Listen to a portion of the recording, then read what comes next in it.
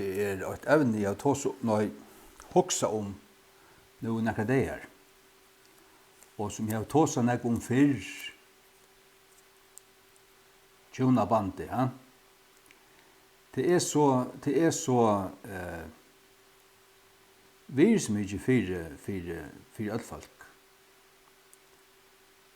Altså, det er tinge, altså. Grunden til at det tås jo med til nå, til ikke tog at ikke tog at jeg stand ved nekka slukt via møt, til færen tog, og jeg ber ringen som er og Lisha tog på, selv om det er 5 år siden og døg, langt og nå. Så, ja. Men jeg husker om at jeg husker om tjonabandet. Hva det er for nekka.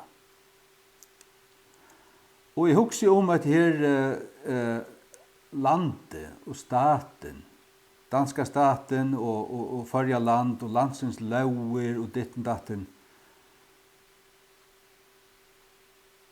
er landet en pastor i en tjonabandet? Og et land som borgerlige vujer folk av samme kine, og råknar til lykka så godt som et annet ordentligt tjonaband. Og som lovgjøver om hvordan og hva til hvordan,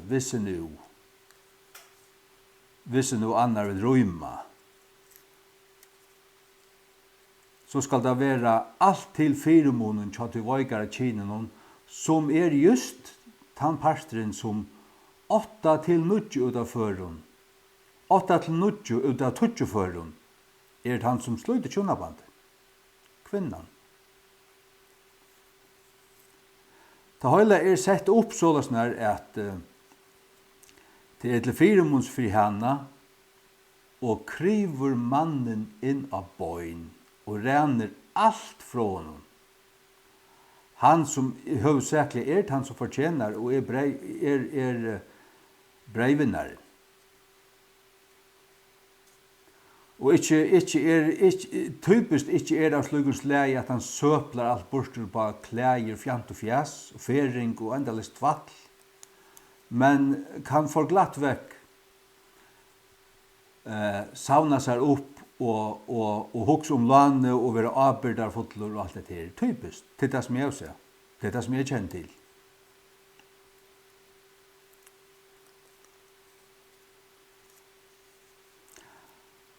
Nei, altså, nå sitter jeg bare og tås i mis tingene.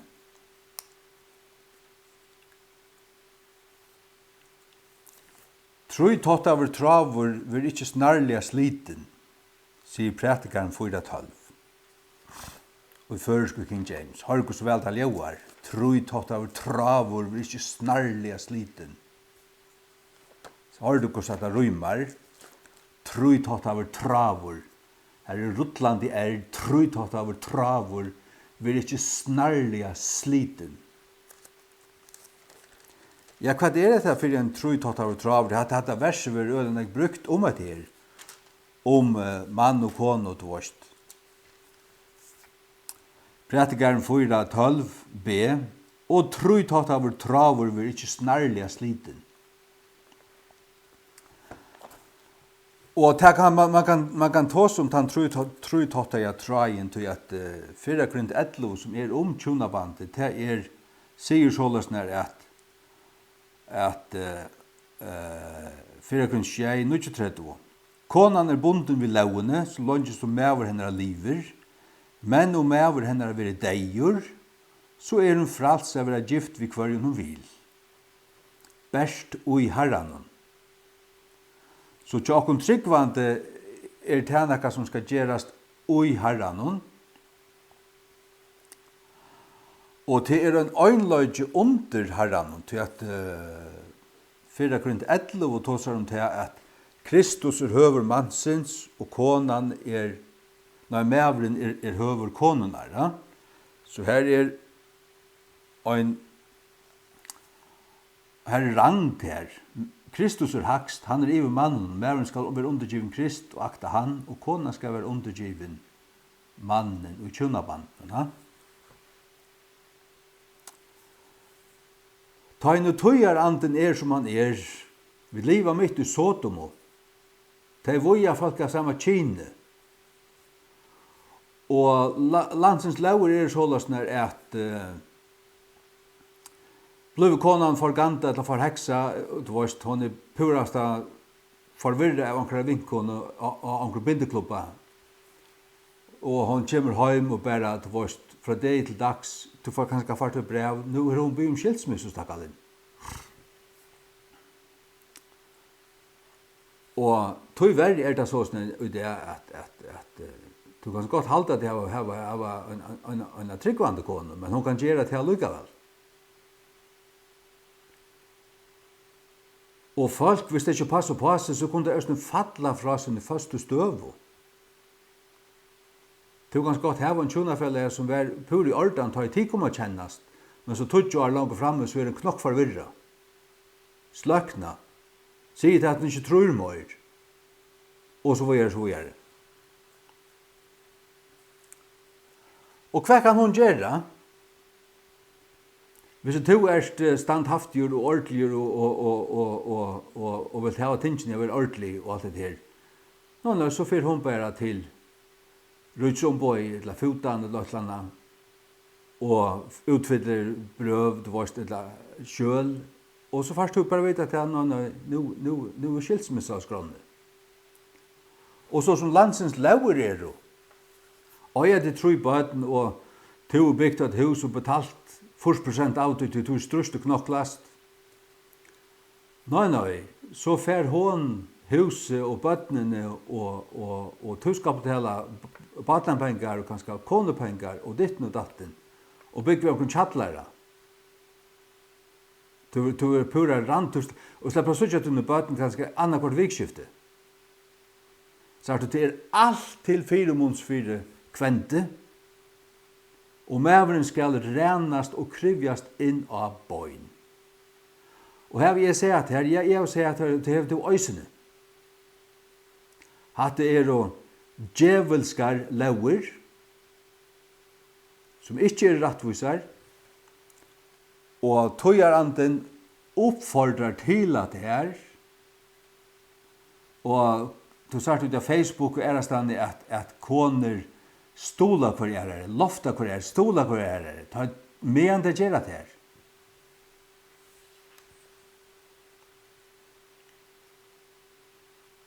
Så galt det. Og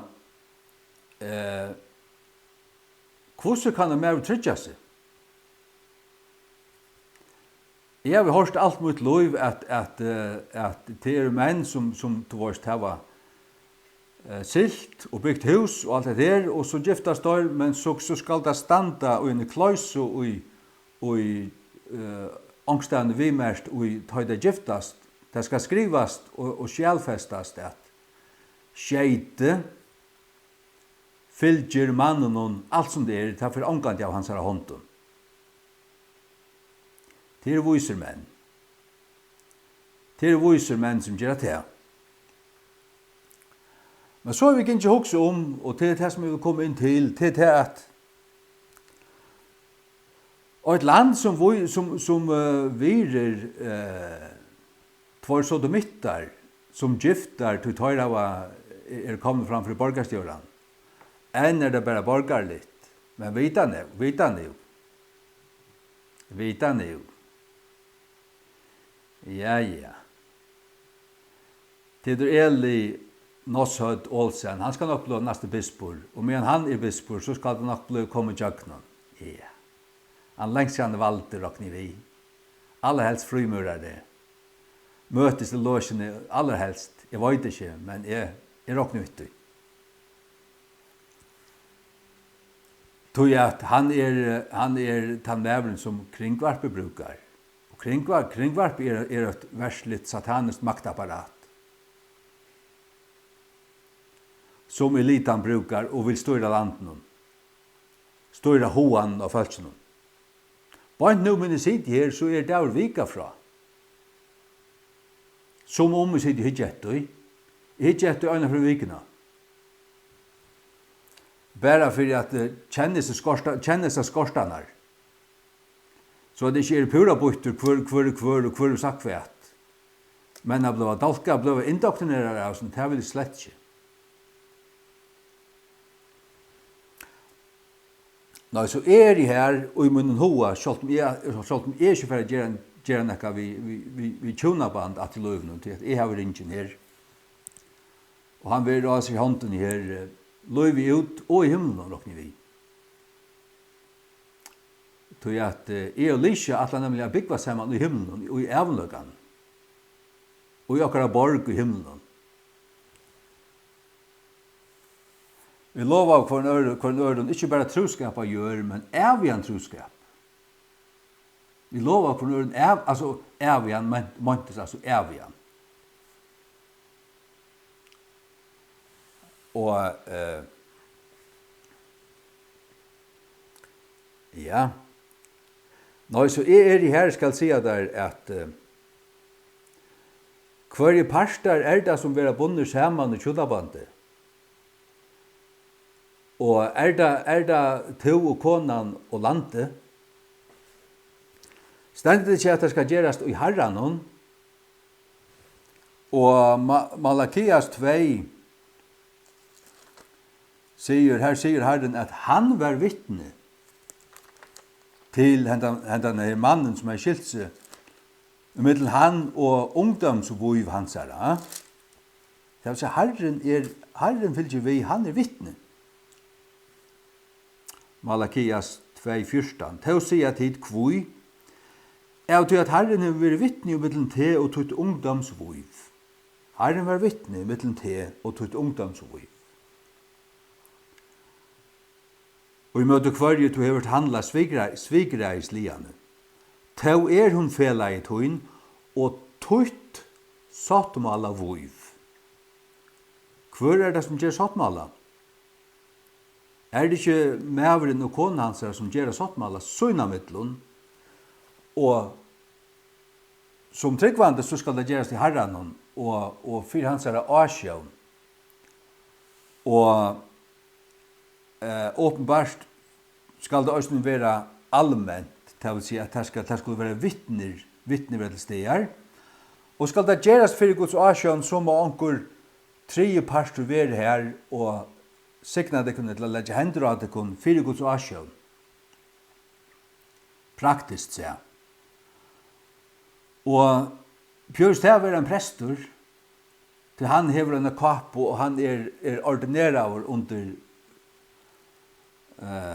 kong Golareut, nei, jeg mener kong Fredrik, som først sier ikke trygg var god, men nå er han tidsid og nå sier han seg lykkevel trygg var god. Og man skriver en 150 syr lenger bøk til å prekva at han korsen i gjer. Klovner.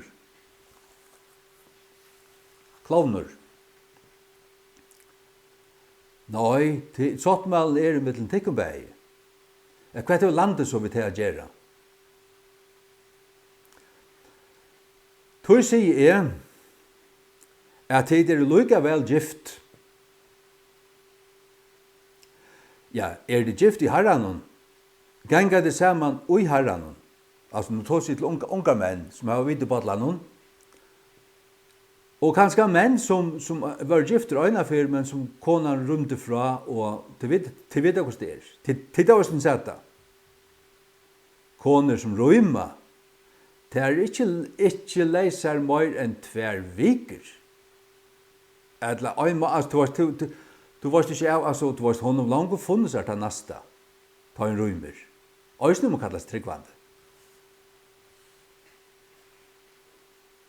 Så er du, Evenar i det jo akkurat som Eva i Genesis 8 og 2 og 3. Taltar av Satan. Tog at her ikke edruar, her djeva seg ikke under sin mann, her ikke løtter av sin mann.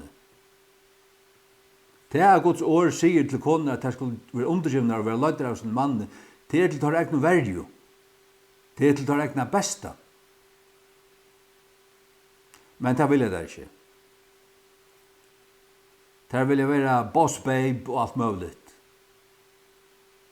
Og skipa mannen og fire.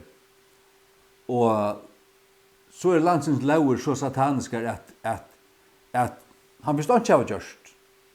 Han skal bare ha vært noe standhaftig og fastur og ordelig, og hun orsker ikke mer. Så får hun bare til ryds om bøy og fyller også ut her, og så, nei, nå skiljes litt. Og så gjør det. Det er så snart gang for seg. Og aldri bedre om hun vil finne nått å finne seg 2 eller 3 bøtten med noen. Tror jeg at du varst. Hva skal han så gjøre? Han skal bare betale. Så han en treller, han du varst. Og egentlig det sånn at ja, men hadde prekvom til at mæveren for syrkjæren. Du legger at av mannen til at han fra Guds skaparhånd for syrkjæren. Nevna til forbøyferande at jeg hørte til at det en 2 stater i USA som nu har sett lovnar opp sånn at det 50-50 i en rettarsøk om skilsmisso. Det ordentlig 50-50 altså. Det løser slett ikke tjakkon skiljas langer. Det få altså du varst det vinner ikke lotto, vet du varst da? Som det gjør enn her til okkon. Og varst det hva det hendte i staten? Det en 3 år siden det hendte. Tjonaskillnavren undalt nok fallen 25%. 25% han fallen her, og gang bare ned etter. Ja, han kommer fallen 20% av 3.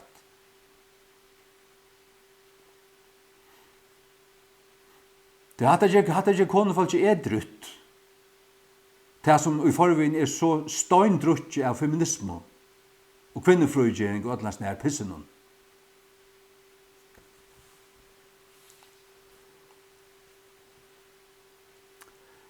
Nå, så melder til. Jeg har ikke kannet det om det blir til. Men til unge mannen at skriva, sette og skriva og hugsa om det, og tygda og hugsa om det, og skriva til en egna tjunabandssottmala. Okkara tjunabandssottmala i middelen, så skriva du ditt navn og kondina. Du varst, geng og i tjunaband som sjálvstøvut og leisrive og av anganhått under landsens lovun og skilgrøyningun hese mal. Bægi hvert vi vugur skilsmisso og arv og öllmal. Sart du? Og så skriver du i her at bryter annar av okken henta sattmala. Så fer han ut ur husen vid klævnen av kroppen og tampusene i lumman og angonøren. Så er det så kilo i. Svøyjaren skal svøya fyrir det. Ikke tan svikne, for hunden altså. Jeg sier at svøyjaren skal svøya for det. Det skal svøya tja henne som røymur. Ordelig, så gjør han det ikke. Så er han nødt til å halde år. Altså, så er han ordentlig, nødt til å halde år. Som hendt i oss en trim staten i USA som vi nevnte. Det er ikke langer. Her menn, svikner, stunkner menn som har sliset sammen og gjort fel, og løya seg sækførere og lagt press og i åra vis disse lovnar skulle få på plass. Og det skal være rattvise i domstolen. Og nå det kommet. Nå det rattvise. Og skilsmissene stekker bare opp. Det som har skruet vattnet fire, her hender ikke mer. Fyrir en 40-50 år siden, så var det sånn at du slappst ikke skiljast til en heks. Du slappst ikke skiljast utan det kunne pregvast at autoskaper har ikke fyrir seg. Men så kom nekka i jøkken i fjärsen i USA, til så kom jeg her, til øyre enskun no fault divorce. Altså, skilsmisse utan grunn, tog ikke mer, orsk ikke mer. Og alt det, satans pisse. Og hvis mæren heiver i avtrykk, og tog hun til prekvada, og det var vittner, ja, så kunne det genka. Og så er det til oss noe bibelst. At hever du en avtrykkvann tjonafelle som blir vi vidt og ikke vender om, ikke stekker vidt og, så tror vi to ikke hår om to skilest og farstar en annan. Det er ønsken at nøyest til å tåle. Det er uthaldelig.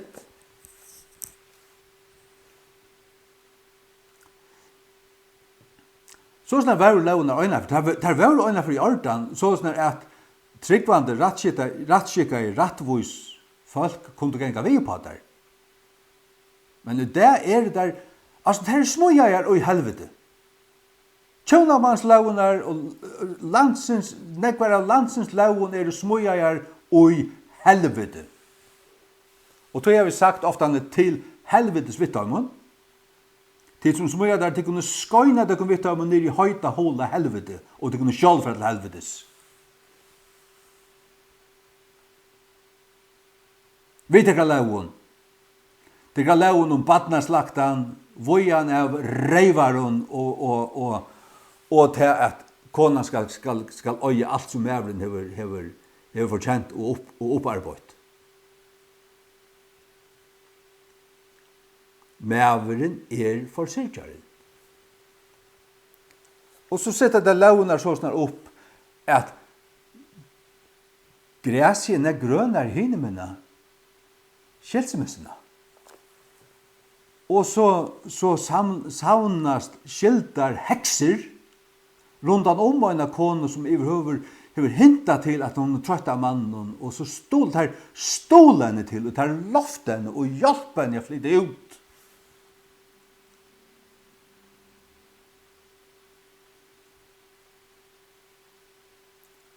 Og det var bærende psykologstolen, og så til vårt. Men hva hender så tar hun og gjørst da? 2 år 17. Det ser ut som hun deg. Det ser ut som et livande lyk. Hatt det som hender.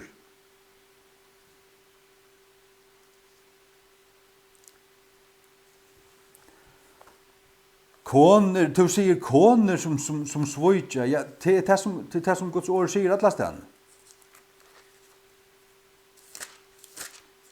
Esekiel 16.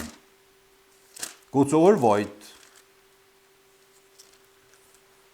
Sars du, tu skal du gjøre sattmålen sånn her, ta han ved gjørtur og ta i ditt, og altså, hette munner råd, altså.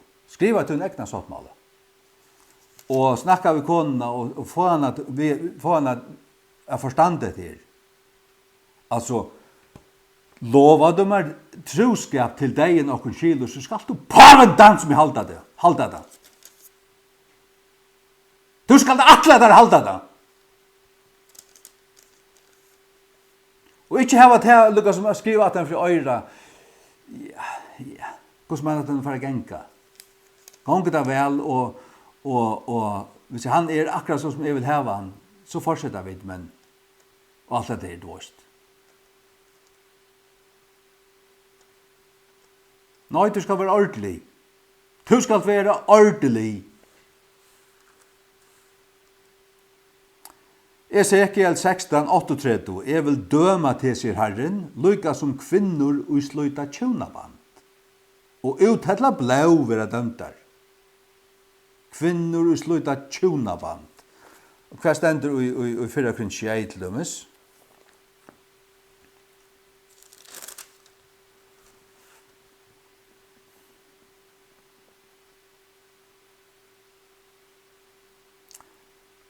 Og 4 Korintier 11 stendur fra Tudjo.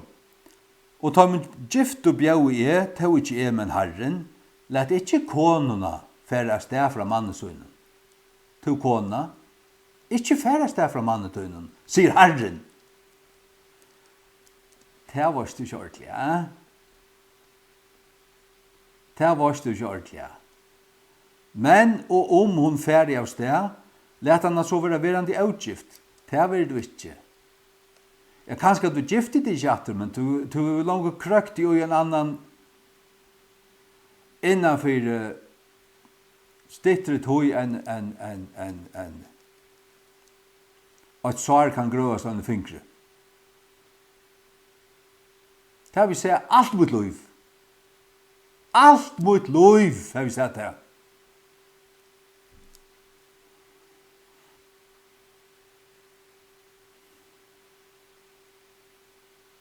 Øysene folk, altså, ja, nøytvall, la meg skje det. Vera verandi avgift, etla vera endursøvna til mannsøyn, og leta ikke mannen kara bort til konesøyna.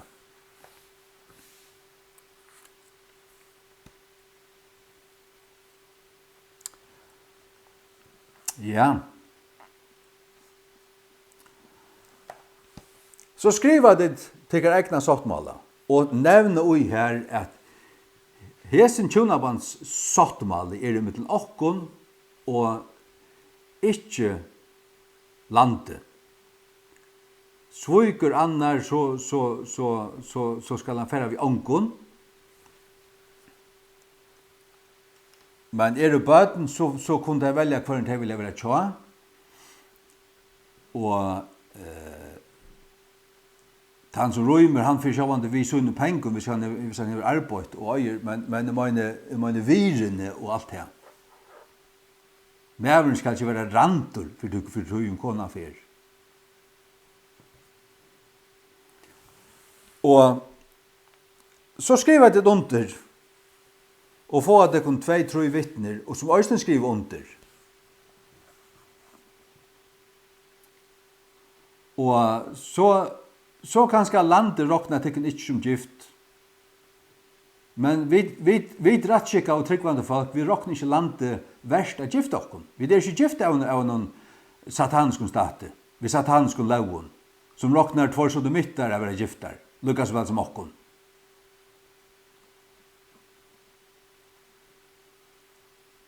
Det skal gjerast ui herranon, best ui herranon. Trui tått av traver vi ikke snarlig sliten. Herren er 3 parster. Det er to og konadun og Herren. 4 Guds asjon og 4 vittnon. Landet vi sånn sækføreren og sånn pengagrusen som vilja rena fra tikkun. Kommer kjærkjen vi. Så du gjør det som et sjæl, og snakker vi omkring sækfører som du kjenner at votta hendas sottmålen, og som skriver under og stempler det, at han, til det var opplyst han, at han var også stemplet her. Hette så er det grunderleie som tider gifta, og skriver at uttrykta klart og i sottmålen, til skrivelige sottmålen som det bare skriver under, at det fyrir halda det kun ikke til landsens lauer. Det er nokta landsens lauer. Og så har alt skrivet under, 2-3 vittner og en sækvarer skrivet under. Skuldet her så hent av lufsløyene. Er gallan blod forganta og omkring bindeklubba til.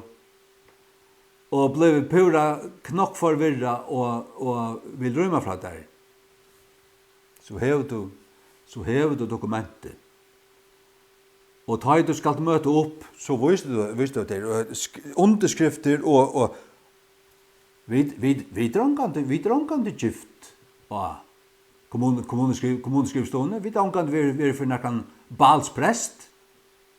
Tar kundet atlar øya, de kun øya til satans lauer, de kun stinga der oppi reivna av de kun. Tøy det langar frekk for dem! Eitla tikkun!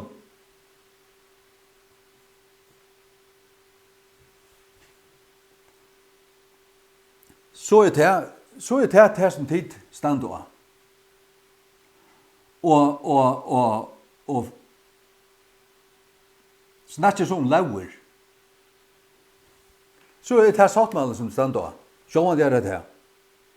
Hvis det ikke er sattmålet, så er det den sattmålet man har gjort. Hvis det ikke har gjort noen sattmålet etter tømmen høyden og landsens lauer, ja, så har det ikke gjort en slik sattmålet. Så de kan være gifte på den måten. Og på den måten. Men blir det gift?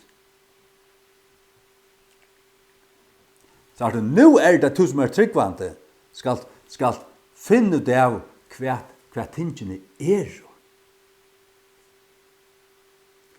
Etiopiske hirmæveren som Filippus og en løgmæver sprellande her ute i Gaza for å vittne i fyri, og som han døpte i en vattne ute i øyemørsene. Han ble lykka så vel døptur av en løgmann ute i øyemørsene som han kunne være av en pastor, et eller en luthersk preste. Han var døptur. Hvor var han døpt? Hvor kunne han døpast? Til han åtte hjärsta substansen. Han visste hva tingene er og for nækka. Om du trust vi alle hjertatøynen, så kanst du. Og han gjort deg i trykve at Jesus Kristus er sånn og gods, så døpte han. Og han var døpter. Jeg ble døpter av en strand av Burra Beach i Hetlandet, og julemannen 1995, av en omrøysande, vittnande, brennande mann som er fylltist vi.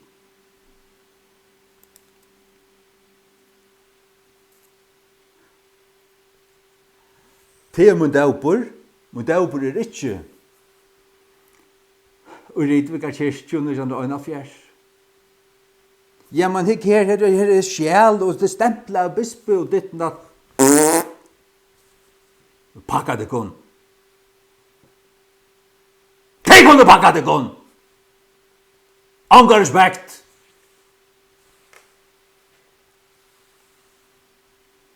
Sars du, hva er det høyla?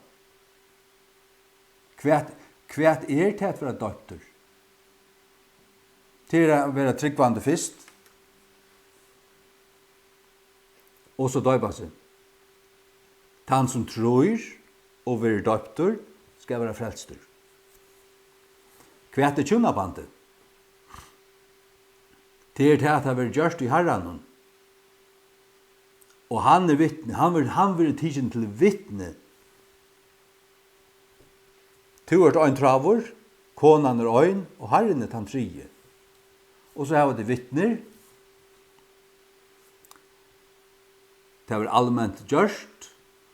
Og så kører det en mynd i sosialen, eller akkurat, whatever. Og så skriver det videre gift. Vi har gjort akkurat tjunabandsåttmala. Det er ikke under landen. Landet kan råkna kun utgift, men for herran er vi gift. Så skal vi se det til.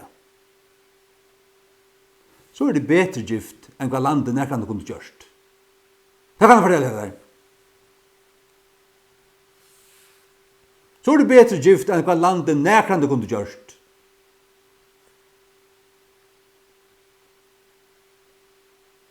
Hever god blanda landet på i okkara tjunabond og alle sier ting. Hvor er givet landet og myndlokka til det? Hever landet stjålet seg. Og alle sier ordinera og balsprestene. Det har ikke vi kunnet gjøre. Jeg vil ikke vi nekran presta gjøre. Jeg vil ikke hava vi nekran presta gjøre. Jeg har sagt det i 15 år, da jeg dodge, så kunne jeg choppa meg sunter til 40.000 luttla bitar, så kunne alle møtast og støyja meg og etta meg til pinnamett. Eller blekka meg skjekv. Eller brenna meg. Det er meg loika fort. Da er ferden, så er ferden.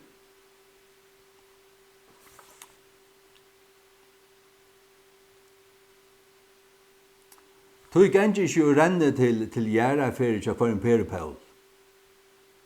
Hvis ikke hei vi han gjøre og kunne ære han og vire han og være ordentlig vi han med han levde, så lukka folk av fylgjum til gravar.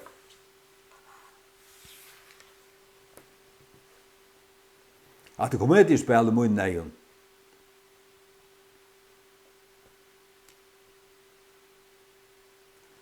Hva er det tjonaband?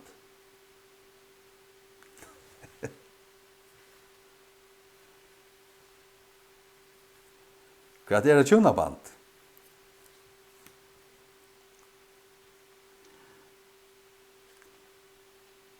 Hvis det var krutsch og alt var dett rundt om det og til var her to jakst og lengt om langt alt var dett atomkrutsch, men så fanns det en unga kvinna og til var her og men alt var dett til så kjøpt mennesker nekkarstande og men til ville giftast og til vittna for henne, hun ble frelst og så er det her Hvis det tid så bia og bodja dere for herran, herre, blir to vittne. Vi vil giftast under her og av her. Kunne herren så gjørst det? At jeg får lette til svære på. Jeg får ikke gjøre det svære. Så er det, hvordan er sørst du? Og hvordan er du medvidaver om herran, og hans er vald, og hans er nærvær, og hans er fingur. Hva gjør god?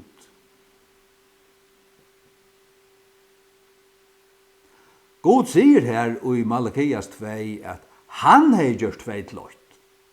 God har gjort tveit løyt. Hvor gjør det Adam og Eva løyt? Er det ikke akkurat første forelder? Det har man vel sagt hans være god. God for det sammen gjør det løyt.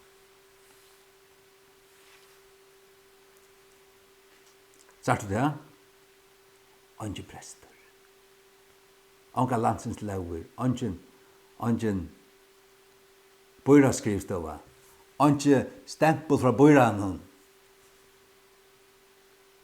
Så hanker du, blir du parst av en større pengasystemet, som bare gottar seg hvis konan kommer og blir en skilsmisse fra mannen.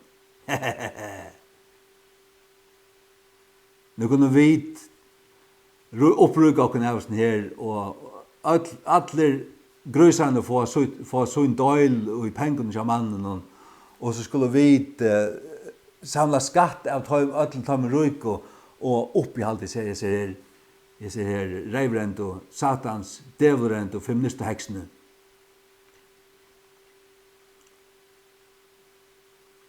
Det er sannløgjen.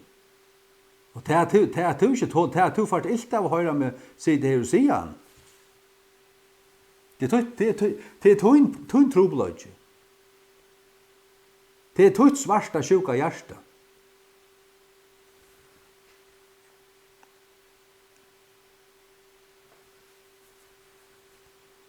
Filippus døpte etiopiska hirmannen ut i øymørsene, ansomattler.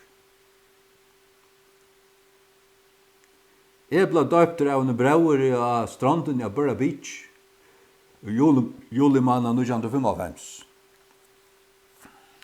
Halleluja. Ikke døpt for ærefyr, men ta ble døpt.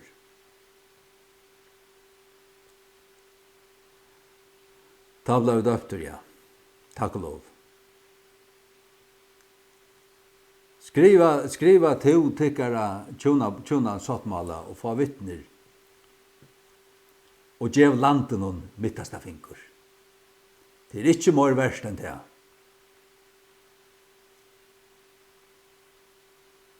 Veverlagsteisen Berg i havn, hon er ikke valgt til at føra tekken saman.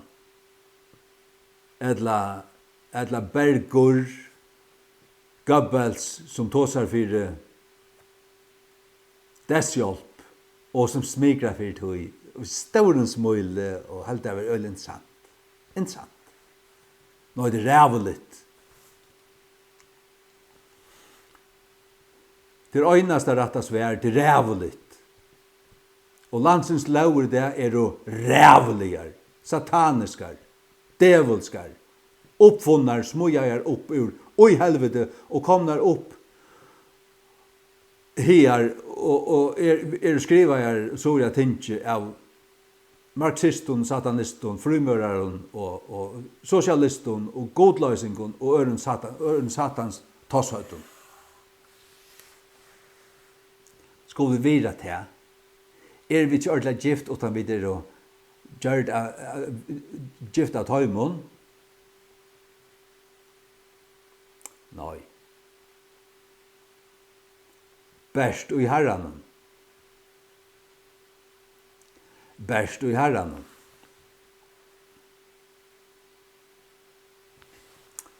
Så kan du si, ja, men jeg vet vel om t-skjurer at du er skilter tverrferer. Jeg har ikke bygget om skilsmissu. Og jeg heldur har vi givet nekkare konu gildiga bibelska grund til at skilja seg fra meg.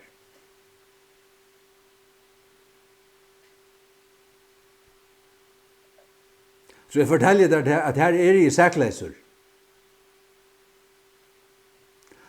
Og jeg heldur har vi finnet meg en æra nekkare tøy, medan han som rymte fra meg, sett og bunti og boja i. Og det er det lengst siden finnes her, bæg øyne, 2, 3, 4 og 5.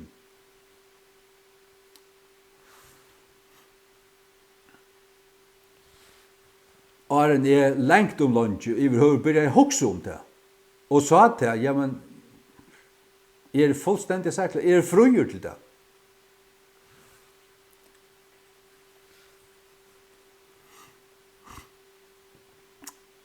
Men nu har vi sagt stopp. Kvoi? Tog at jeg fann omsøyer av en ordentlig kone som elskar meg vid hjertan. Omsøyer.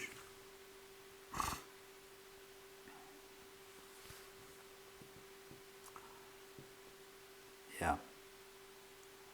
Og et ordentlig folk av Urskar i 8 nere i Tennessee, født i 1929, 12 år eldre enn jeg, angående gift, angående haft mann.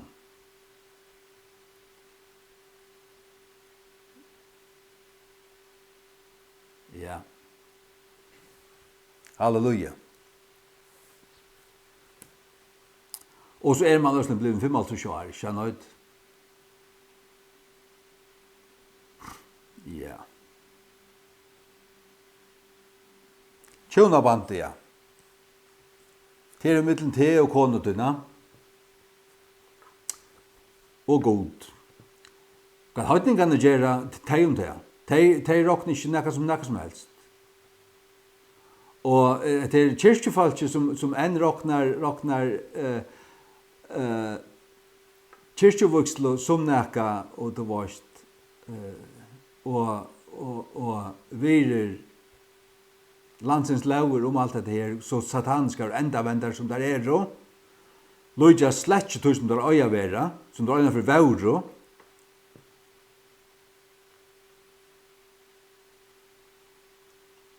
Jeg vil ikke landsens lover her som vi vidjande.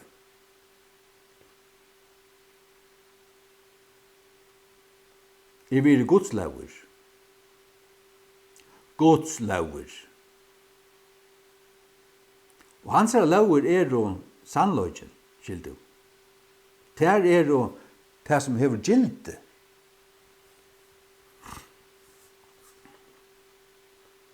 Så sier du, ja, men hvis vi gifter oss på handamaten og gjør et sattmål her, og sier at vi gift, men ta utanfor landsens forstillningar, eller landsens definitioner av det, altså purasta. Altså landet kan kalla okken outgift alt hva det vil. Ja, men vi så gift? Ja, stateren kan godt ikke råkna til gift. Og si endelig ved staten at ja, men vi ikke gift etter tikkara. Skilgrøyning, tikkara definisjon av det. Og de kunne skrive okken gift eller outgift, det er akkurat som du vilja. Vi det var okkara tjunabandsåtmala. Skjønner ut? Og så ryser det religiøse tradisjonsmennesker opp og der og sier, ja, men, det er ikke verløgjen. Til det som jeg vil, den spørningen som jeg vil sette til her, hva er nå verløgjen? Hva er nå verløgjen? Vær det gjørst, og i herren under hånden, vi verilega vi honom som vittne. Og til en sattmale mittel te og tøyt sattmala vår til mittel tekkun. Og hvordan vil sattmalen gildavur, setter du gilde, jo vi vittnen. Lokalum vittnen. Og så skriver det under. Og så halde det land utanfyr. Vi er nok da djevelen og alla gjerningar hans og alla hans reivrende lauer. Alla hans sataniske lauer vi vujande tjona skyldna i ötlen tøy. Vi er nok den avgodliga satans staten som vujer reivarar og hver bøyraskrift over fargen. Det er satans hundar til dero. Hvis det ikke vidar bedre enn det her, så det ikke verdt å gifte okkon.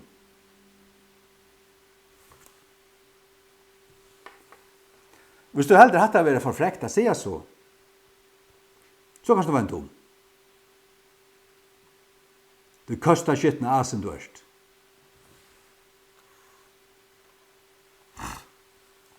Jeg vet hva det er å være røynur og være kastar skitten.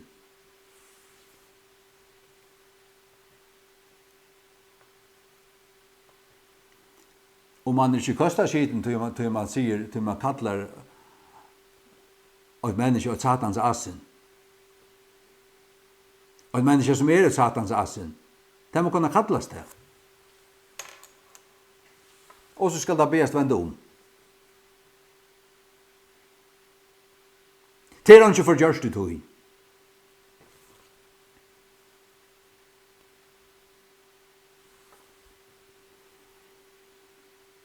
Det var så Jesus tog seg. Og tykkere hyklarer. Vita det ikke. Har det ikke lyse og sort. Ja. Herren var vittne mittlen han og hans sattmala voi. Han var vittne. Det skal gjerast i herren. Trøy tatt av travor var ikke snarliga sliten.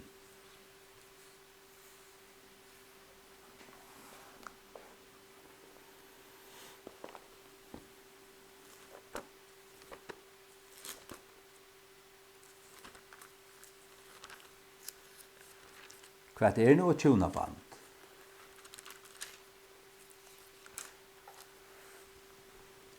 Hvor hever ståna da? Er det drottning eller konkur? Er det stateren? Eller er det god? Ja, men det er god. Hvor gifte deg? Hvor gjør det 2 til 8? Sær du, ta Jesus tåsar om tjonaband i Matteus 8, så tåsar han om Adam og Evo. Jeg vil ikke lise han som skapte det, byrjan skapte det, som 2, og du skal med over fra feir med over og halda seg til kone sin, og det skal være 8 hold. Hva tog god hever sammankommet, skal ikke med sånn å skilja. Men det er ikke foten. Han sånt og skilder. Da Eva blevet forhekset av feministiske andanen. Og jøkken milaner og heksene landen. Så fer han til foten, og han og Satan klipper bandet.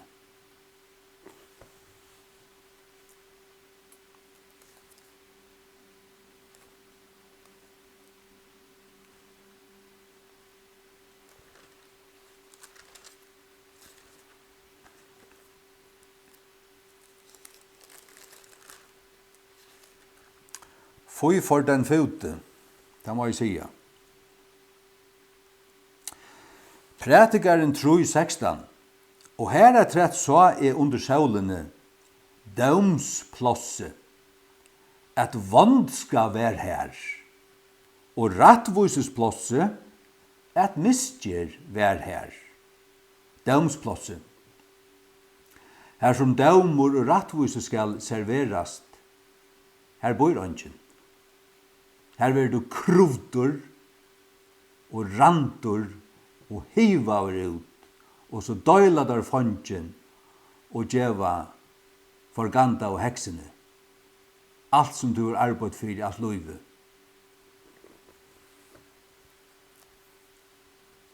Så satanist er du det.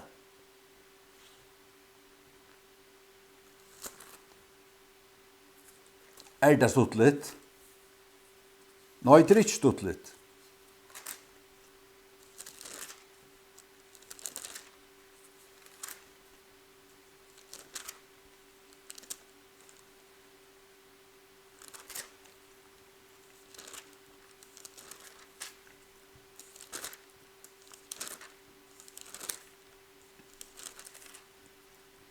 Det er ikke stått litt, nei.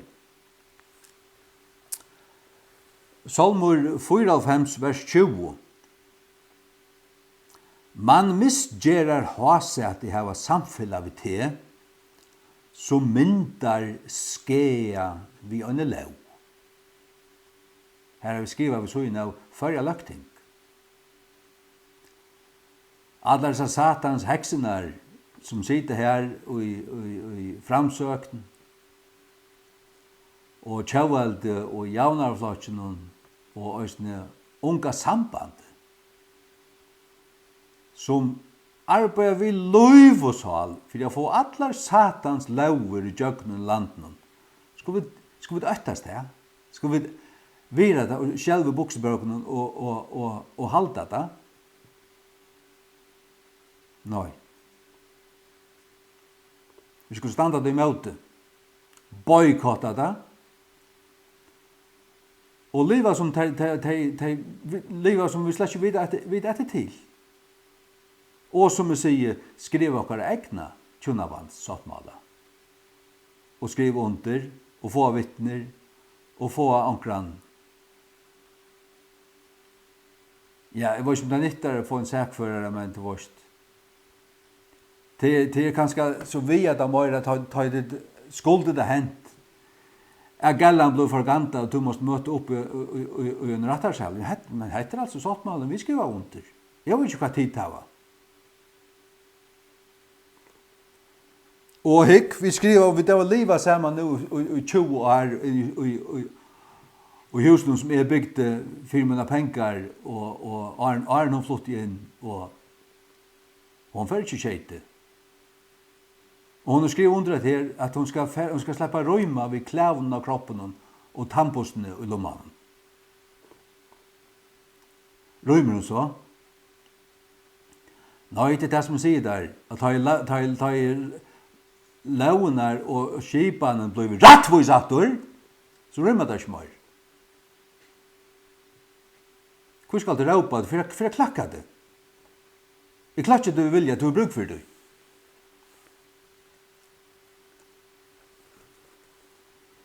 Man misgjerar hasa at jeg har samfulla vi til. Man misgjerar hasa at det.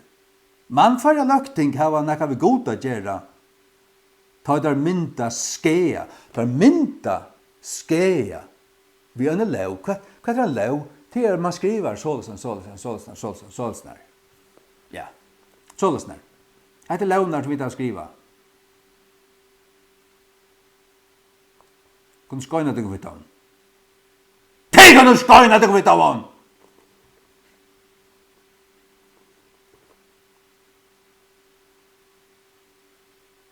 Det er satans reivara lauon, rumpara lauon, og på helvete.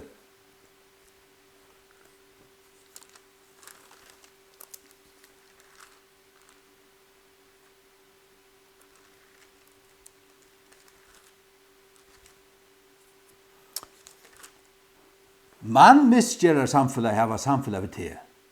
Man det hava samfellet ved god. Nekka for hikke godnir at her og lete sunna rett og sunna myndelaga kvillat og nei, satans myndelaga kvillat og. Satans myndelaga kvillar av laun som smujar sånn her at er leggja mann etter mann etter mann etter mann etter mann og forganta konna til å svurja som mann og rena mannen og leve i sus og dus. Få alt, og så skal han knoklast og her er trepp betala og nek var attana og ongan kunne få et liv atter. Til satans lover. Og tid som smuja slukka lover, tid er ikke samfunnet god. Tid er under satan. Og jeg skjøyte at det er lover. Tid som han smuja der, det kunne skøyna det vidt av mån, og i helvete.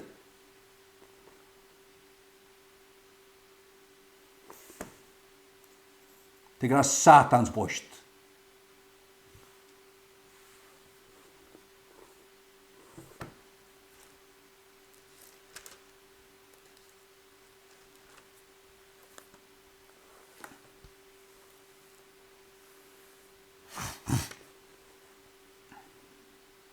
Vi er under gode her. Vi er under gode. Under gode.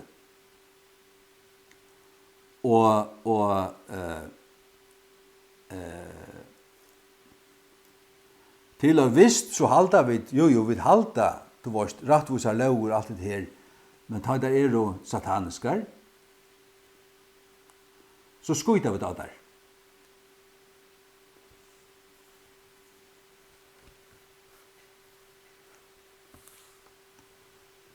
Til haksta lov er Guds lov. Vi er under hånden. Under hånden. Halleluja.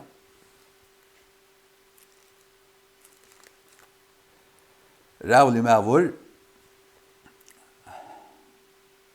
Nei. Rævlig lover, rævlig land. Rævlig tøy. Og rævlig støva. Rævlig ande i heimen. Tøyar anden er sataniskur.